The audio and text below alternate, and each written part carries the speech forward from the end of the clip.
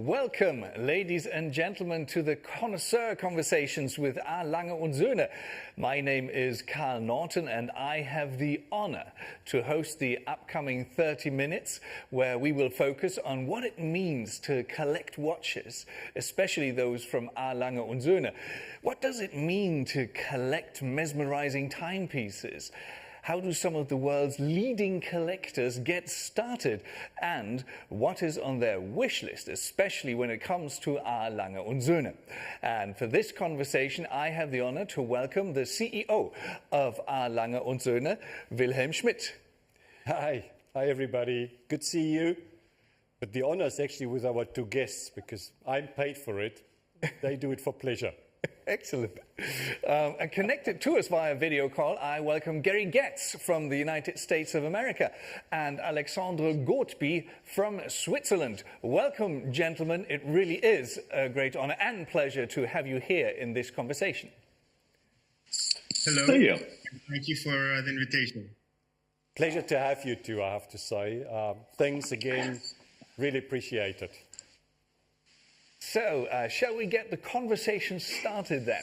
I mean, it all starts at some point, not only a conversation, also watch enthusiasm. And it's always interesting to hear the beginnings, the roots of each collector's or enthusiast's story. So, Mr. Getz, do you remember this moment where you thought, I'm not only interested in time, but in timepieces? Well, yeah. I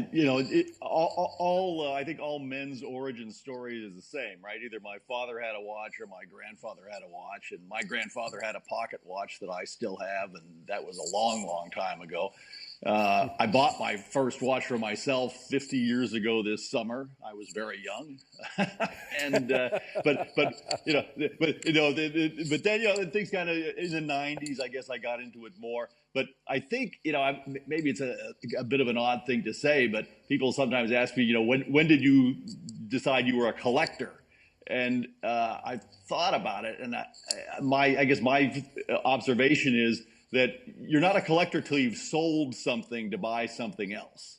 And Alex, I'm sure as an auctioneer, you'll be happy to hear that. But it's, it was the moment where I said, well, I've got some watches. I like the watches, but now I'm going to make a list of pieces that I really want to have, and I'm going to save up, and maybe I'll sell 2 or 3 pieces to buy one nicer one. And, you start putting some structure to things. And that was maybe, 2005-ish, and that was around the time I discovered Lange and some of the independent makers, and really started accumulating some pieces that I still have today. Right. And you are a regular columnist for Quill and Pad, obviously reviewing watches, sharing your passion. And just in preparation for this interview, I read an article where you showed your collection of, as you just said, timepieces that are made by very distinct watchmakers. You commissioned 6 and for yourselves and your friends, and he made them especially for you. Is that something that nowadays would define you as an enthusiast, to really look for the specialties? Well, and I'd say yes, that's certainly part of it. I think not everybody as an enthusiast migrates to that kind of highly specialized watchmaking. But many do, and I think when you ask my friends and me and other folks we know, you say, what kind of watches do you like? Quite often they'll say, well, Independence and Lange, and because Lange, I think, is of all of the brands the one that has the most of that spirit of specialty making, interesting complications, small volumes, real devotion to quality. The commission that we did of the 6 watches that Herr Schmid certainly knows about, that was an interesting process because I think the watches were delivered 2.5 years after the initial target date, and there were all sorts of delays and the kind of thing that Lange would never permit, I would hope. But it's part of the journey. It's part of the journey. He says it so nicely, it's almost a compliment that he's been waiting forever and a day. Is that something that you get a lot from collectors, that they say, well, I collect this and that and Lange? I believe, and I like that, I loved as the Indies started to be represented at Watches and Wonders in Geneva, because that is where we feel at ease. I can discuss hours with Max and people like them, because I think that is then not a competitive talk anymore. It is a talk amongst like-minded people. Right. And there is no envy. They can appreciate what we do, and we can appreciate what they do. So it's almost like a little paradise, because we all compete, but we also don't compete. We respect each other. And I think a bit of that is what Gary wanted to express if you ask collectors, at least those that are into speciality. I think there are many different types of collector, and there is no right or wrong. Right. It's just the way you structure it. And I believe, because we are so relatively unknown, which is something we share with probably most of the independents, because they are probably even less unknown, right, or less well known than us. It deserves a certain knowledge and also the devotion to be knowledgeable, to then appreciate what we do. It's not an instantaneously buy or an impulse buy, right, because that really happens. Is that how you see it, Gary, as well? Oh yeah, the funny thing for me at this point is, I do see, I see a watch, it's like, wow, that's really something. But it would be very rare for me to, as an impulse, pick something off. Happens, but more it's a planned process and really thinking hard. And I'm at the point where if I'm going to add a substantial piece, generally something has to be sold. And so the question is always, well, do I like this new one more than something that I already have? Yeah. All the ones I didn't love, I sold a long time ago. So it can be, you have to think about it pretty hard to add something new. So Mr. Gortby, when people come to Philips to an auction, I mean, you're head of watches for Central Europe and the Middle East. Do you bank on them acting out of impulse, or do you always know that when it's about a watch auction, when it's about collectors, they're very structured, they have a strategy, and they look for something very specific? Do you get the occasional, I just want that watch kind of guy in the auction? It happens, but it's rare. Okay. Most of our clients are people who they've done their research before.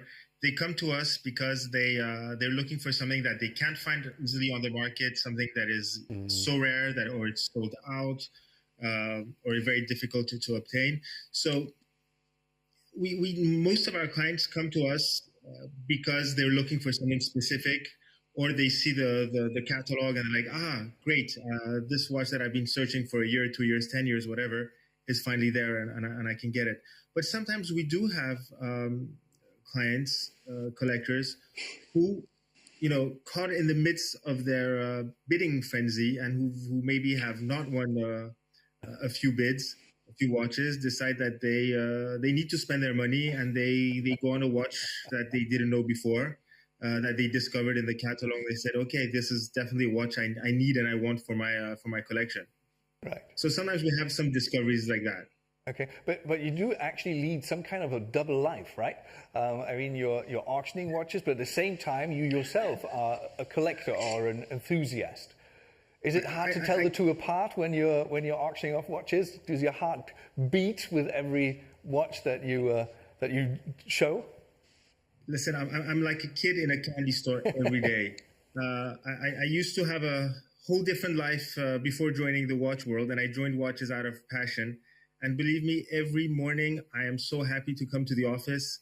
I don't know how many people can say that, but I am just delighted to wake up and come to the office and look at watches, talk watches with collectors and meet other collectors. I mean, basically, my job is something I would have done for free anyway. But don't tell my boss that. No. This is strictly exclusive because we're sitting here with people who also would work for free if they were asked. No, I'm just kidding. But I mean, you must have the same feeling. I mean, whenever I speak with you, when we're off camera, it's the passion, the enthusiasm. I'm a little bit like you, Alexander. You know, I'm a very happy and privileged person because I have two passions in my life: cars and watches, and I work in both industries. And I come with a smile to work in the morning, and I go to bed, and I know it's been a great day because I spend it on something that I really like and love, and with people that share that passion. Because if you come to us, you will see that's all about watches. They think, drink, talk, watches, and that's what we are about. If you come to Lange & Söhne, and that's sort of the common denominator that goes through the company. Right. And it doesn't stop with watchmakers, to make that point clear. If I go into the accounting department, you will feel exactly the same passion for what we do. Right. Which makes it a good place to be. Absolutely. Even in these times, I just heard that you take turns to be there and to actually show that you're there for the watchmakers, although you might not even be able to interact with them. I can't actually. Can you believe it? I haven't been to the factory since last year, July. So I'm going to Glashütte, but I'm, of course, in the Stammhaus. And I'm not allowed to leave the building that I operate out of, as the others are not allowed to enter my part of it. So we have so strict rules, and I can't wait that to be open again and do my typical walk through all the departments, because I'm missing that information, quite frankly. Yeah, it's almost like an arm chop off, because I don't get that. Right. Okay. It's hard, but that's why we're here in Berlin, by the way, because we didn't want all these people to enter Glashütte, and in the worst case, schlep the virus into the factory, right? Because we can't afford it out. Yeah, and also, I mean, you're lucky that not only you, but the company has been around for quite a while, so people already are in possession of watches. And Mr. Goodby, if I'm not mistaken, you have been in possession of a Lange & Söhne timepiece for quite a while. It's a cabaret, so that's a very, for me at least as a part outsider, very unusual watch. Can you tell us something about that? Yeah, surprisingly, when I really got interested in Lange or discovered Lange, it was in the late 1990s. And I went to a shop in Paris, Wempe, not to name them, who were carrying Lange, and I asked for the catalog. And I think for weeks and for months, I devoured that catalog. It was this big gray catalog, kind of a A4 format. It was amazing. And I think the logical choice for many would have been the Lange 1, because it was already an iconic piece and a signature watch from Lange. But I found the Cabaret absolutely delightful for obviously the design, which was very unusual, but the movement. And this is something so specific to Lange, is the movement was a rectangular movement that fit exactly into the case. In the late 1990s, you didn't have that. You had round movements in rectangular cases wherever you looked. And this, for me, was just amazing. The attention to details, the movement, the movement finish was drop-dead gorgeous. I mean, the Lange was doing something very few were doing. And, the gold chatons, the red rubies, the blue screws. I mean, it was technicolor. It was one of the most amazing watches in terms of design and techniques I had ever seen. I guess if I would ask Mr. Getz, he'd say it was a feast, or is a feast for the eyes, because that's something I fished out of the internet, and you must have said it because it is in the internet. But you said it with regards to the 1815 homage to Walter Lange, and just to, out of curiosity, what amazed you the most when you looked at that finishing? Well, first of all, I'd like to go back to what Alex said just for a second, if I may. That this is to me is what it makes a true enthusiast, right? That you don't have to own the watch that everyone else wants, right? That you trust your own taste. That within the line of Lange watches, he picked the one that spoke to him. And the Walter Lange watch, the tribute watch, to me, just the arrangement of the components, the gear train, the exposed gear train, and then just the classic Lange finishing. It's just, it just sparkles. The beveling is great. The striping is very assertive. In the Glashuda style, right? Not the Genevan, very subtle stuff. I mean, it pops, and there's a depth to these watches. And I'm a sucker for dimensionality. I just love deep watches of all kinds. And if you look at the verticality of what Lange does with the movements, there's just always something to see. And when I'm doing macro photography of watches, it's always most fun to pull out a Lange and peer down and hold it at different angles and really investigate at 100 times life size what's in there. And the good news is, unlike many watches, when you see on your giant computer screen a Lange movement at that magnification, you're not disappointed. And also, if I'm not mistaken, talking about your photography, you have a pour le mérite, and you have amazing pictures. I think we have one or two on display thanks to you. You lent them to us. When you take pictures of these watches, do you remember how you got it and the story that is connected to it, or do you simply focus on right lightings and stuff like that? Oh, every watch has a story. Story watches are the best watches, and certainly, this watch, which I actually bought at Philips, Alex was in the room, is a real favorite of mine. It has a lot of sentimental value. Harold Walter Lange wore yellow gold pour le mérite as his daily wear watch. He had the #1 watch in the series, and that was important to me when I bought the watch. And the best compliment I get on some of my photographs is, in fact, a watchmaker wrote to me the other day, and he said, it's obvious that you love watches. And that's not something that I attempt to do technically. I just have no idea, but people could see it. And I couldn't be happier about that, because the watches, and very importantly, the people behind the watches are really important to me. Since you just mentioned it, Mr. Goulby, you were in the room when all of that happened. What happened? What did you perceive when Mr. Getz was actually trying to get his hands on that watch? Well, it's always a special moment when you actually have a friend right. who was there in the room, and it ends up being like a competition. Imagine you have two of your favorite two football teams playing, and then you're going for your favorite. And in this case, I just wanted Gary to get it, but since he's also my friend, I wanted him to get it for the lowest price possible. Another one of these answers that we have to cut right out, so nobody will ever have heard it. We just pretend that it wasn't said. But thank you very much for this honesty. I mean, obviously, you've been around Lange and Söhne timepieces for a long time. Do you sometimes sneak into auctions to just see what it is like when people try to outbid themselves for one of your wonderful timepieces? Honestly, once. Okay. And I think, Alexander, you know which auction that was. Right. Yes. And it was a very exciting day for us. Turned out to be a great success. And it's exactly the watch you just referred to as you addressed Gary with the 1815 homage. It was the weirdest. Anyhow, to have 2 second hands on a watch is something which you usually don't do. For what would you do it? Right. One jumping, one normal. Why would you do something like this? And then,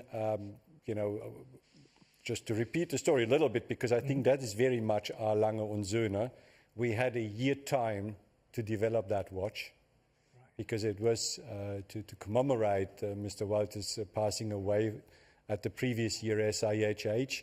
So 1 year, and I think we in total produce about 240 watches. So we developed a whole movement, and we said we only produce these in, I think, 240 or 250 in total. That's it. And one watch, which is very unusual because it's a steel watch, which is the least expensive material, and then with a black enamel dial, which is usually the most expensive to produce. So that combination, and only one, obviously created quite a bit of buzz. I was so excited. We all had bets up front. Gary, you were part of it. You remember it. Because I asked Gary, where do you think we will end up? But nobody actually dared at the time to assume that we end. I mean, it's a simple watch. Right. And it went straight over 500,000, and then there was a hard fight until it ended up, I think, all in 800 and a bit thousand Swiss franc. Okay. It is very exciting, but you know, I also don't go into casino because I know my weaknesses. And I was sitting on my hands whilst in the room. So I'll end up with, as one of these customers that you referred to, Alexander, I want this, I can't get this, so I go for this, I can't get this. So I will end up in having bought a watch, so I better don't go there. Okay, I get it, okay. So the safest place to prohibit that from happening is to go to Glashütte. Absolutely. And I love our watches and I buy them regularly, so I rather spend my money on, where my mouth is. Right.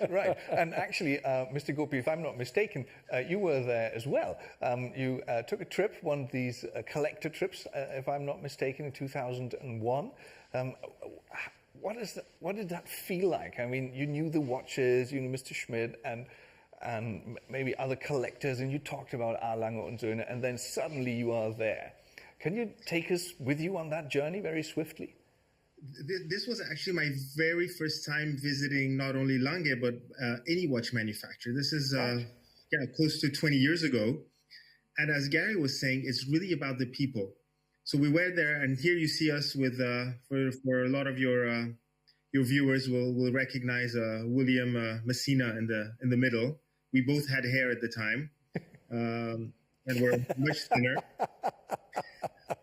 But it was amazing to meet amongst collectors, and there were people from the US, from Europe, from Asia, who all came together to visit Lange, and Lange hosted us delightfully, and we got to meet the fantastic people also in the brand. Walter Lange was still there. We met the watchmakers. We saw how everything was done, how everything was so very artisanal, how much love and the dexterity and attention that went into creating these watches.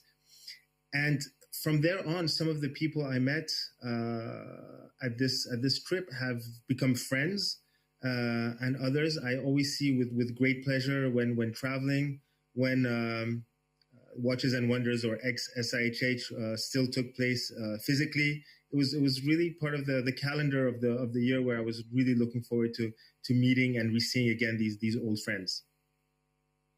Excellent. We talk about it as if it's something of the past, seeing people in real life. But obviously it's not. It's a transition.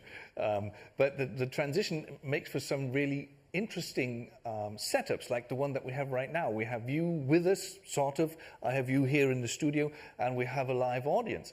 And the live audience is reacting to what we're talking about here. And I have one question that came up, and it goes as follows. Which Lange pieces should collectors keep an eye out for right now? And, because you're different people, I get different opinions, and I'd start with you, Mr. Getz. How would you answer that question? Well, first of all, I think the current production pieces are fantastic.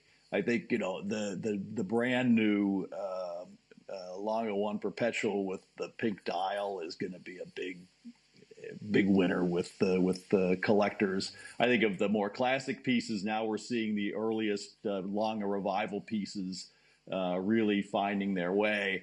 I think that maybe it's a little self-serving, but I think the Pour le Mérite Tourbillon is, I mean, it's so important to the history of Lange. It was so daring at the time to make such a complicated watch as part of the launch. It's technically brilliant. It's beautiful.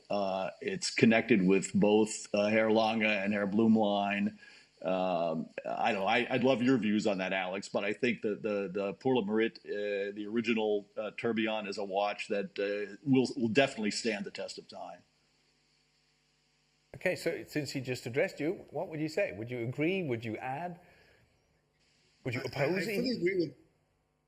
I fully agree with Gary on this revival of the earlier Langes. You know, it's watches from 20, 25 years ago, which were, you know, pivotal in launching the brands. And there's definitely a revival there and great growing interest. But it's always so very difficult to choose with Lange because there really isn't a weak piece. The technical aspects, I mean, Lange, every time they bring out a new watch, they basically bring out a new caliber. They don't use the same caliber in different watches. So it's mind-boggling the amount of work that goes into each watch. But about what Lange to keep an eye on, I'll give an answer which I give to all my clients when saying what should they buy. I say buy and keep an eye on whatever puts a big smile on your face. Whatever that you would want to own, whatever would make you happy, that's what you should go for. Okay. And you fully agree because you... We had a similar discussion this morning with big collectors, and none of them mentioned first investment. That was actually not on their shopping list. They had different categories, but I think you summarized it perfectly. Alexander, what gives you a joy to look at? I think that's what you should go for. Because if you get your money back or not, nobody knows. Let's be very clear and honest. Otherwise, the whole world would buy watches or whatever guarantees you a proper return on invest.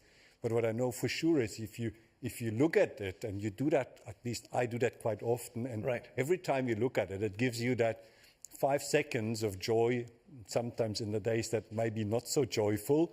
I think that's a proper return on invest, and that's what you should look for. And the other thing which I believe is always good, I think, Gary, you talked about story watches. You know, and it's either a story that's connected to you or it's a story that is connected to somebody that inspired you. But if there is an emotional value attached to a watch, that is unbeatable investment and an unrepeatable investment. That's what I would recommend always. You know, make it used because you buy it for a certain occasion. You get it as a gift for a certain occasion. You give it to your son for, you know, things like that. They are there to stay. The rest, who knows? Right. Yeah, there are two different species, so to speak, collectors and investors. And you can't mix them. This is at least what transpires today after we had these two talks. It's, you know, I think it's fair to say that something that is rare and made out of precious metal and, you know, produced by limited resources probably will maintain value. But we also all know that if you're desperate to sell something, you usually don't get the best price. And the liquidity of anything not shares and money is limited.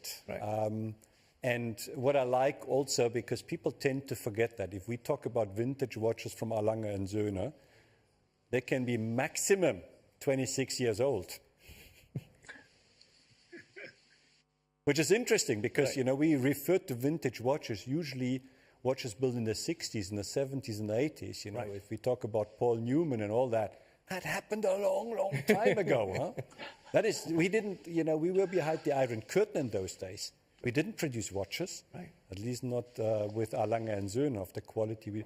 So that's a different story, and I see that gaining ground quite a bit. I mean, if you were lucky, you know, we say that, and I didn't have the money, I wasn't lucky. But as 94, the Lange 1 was launched, I so much admired the watch, but it was so far out of what I could finance. I didn't have the money, and that would have been a great investment. You know, one of these 94, 95 watches, That would have been, Right. you know, a watch to enjoy for a life, and then you sell it and sort of multiply your original money by 4 or 5. Right. That's what I could call a great investment. And you enjoyed it every day. That would have been the best. But again, you know, hindsight is a very specific science. I'm not good in it.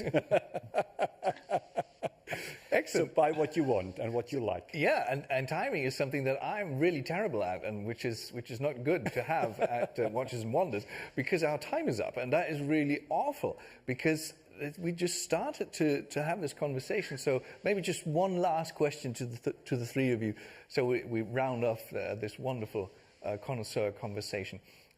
Let's make this wish list time. So because it's about the next thing that you'd like to add to your collection. Alexander, Mr. Gortby, if you had a wish that you could email Mr. Schmidt about a future timepiece from A. Lange und Söhne, how would that sound? What would be in that mail? Well, my grail Lange is the steel polymeric tourbillon, the unique piece. And I would love to, and I love steel watches with a complicated movement. So maybe the double split, the split in a steel case. I would love that. Okay, noted. And over to you, Mr. Getz. What would you add?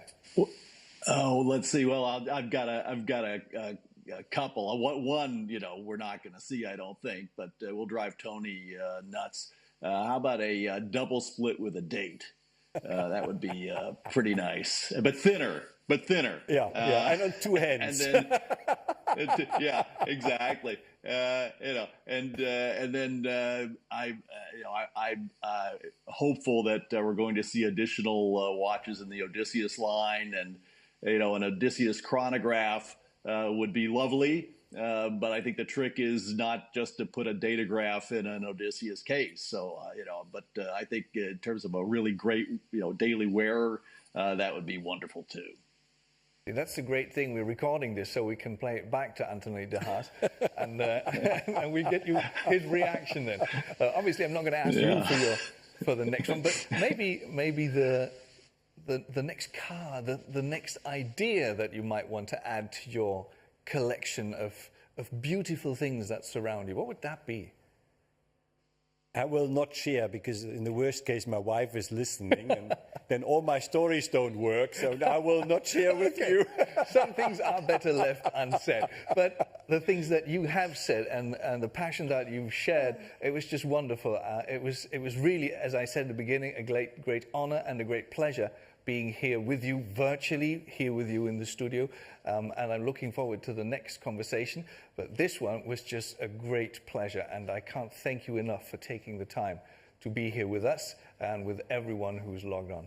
Yeah, thanks Gary, thanks Alexander. Can't wait seeing you in person. But you know what? It's this time I'm more confident that it's happening sooner than we all expected last year. So to all who's listening, stay healthy, stay sane.